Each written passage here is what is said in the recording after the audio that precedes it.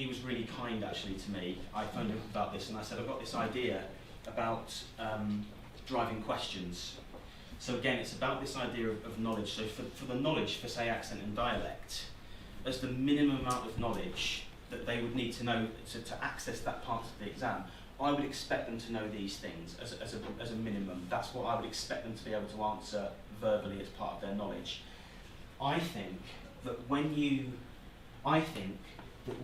students are able to verbalise the specifics of those things, I think it makes it, that provides them with a platform then to go on, and if you give them some extra reading, or if you point them towards something else, suddenly they're not having to read something else as well as all the other stuff. I think if this serves as the foundation, and I've got these driving questions for everything that I think within reason will come up, I think that is really useful. So for example, in order to answer a question on accent and dialect, I would expect that to be part of their body of knowledge. That's what I would expect them to know about.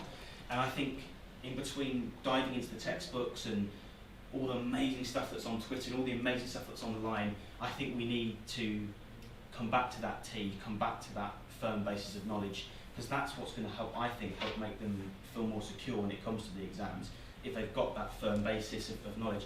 And then what I would do underneath that is just provide them with some potential questions. So you've answered this now, you spend 5 minutes going over this, you now spend 5 minutes planning an essay.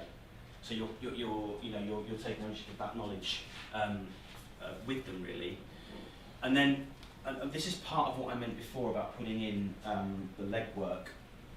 So I did, and I'm happy to share all these with you. I've got a knowledge organiser for every single unit with a commonality of approach, and I think it's worthwhile again just putting the minimal stuff on there. Because I don't know about you, but when I've taught it, I've found that I've gone into, say, language change one year, and there's stuff that it sounds interesting, it's great.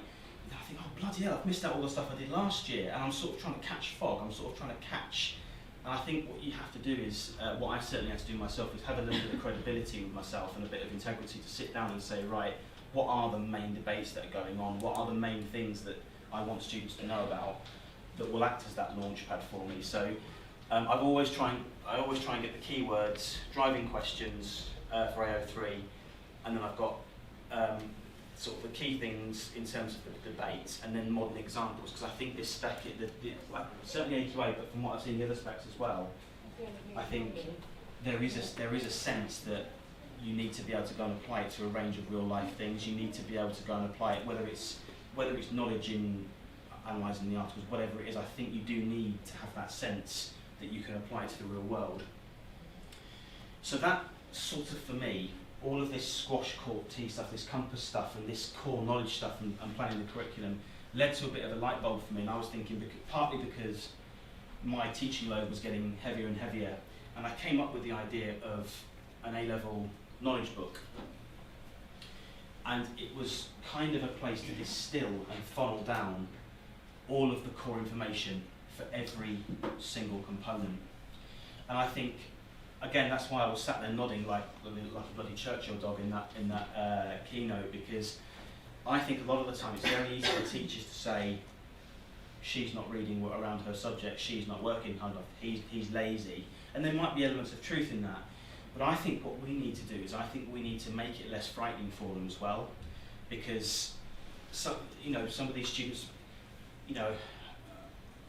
don't have that at home, don't have that as their diet at home, and even at A-level, just because they come in non-uniform and suddenly look a bit older and can wear some makeup, or can, the lads suddenly look like they can go down the pub and buy a pint, doesn't mean they've got these core skills. So this is how I kind of structured it, and again, I've got this on a PDF if anyone wants it. So the way that I did it was, I tried to make it as common as I could. So, for example, language change would be a knowledge organiser, it would be wider reading, and I would structure some minimal wider reading, that if language change was to come up in the exam, for example, they've got an actual kind of wider reading example.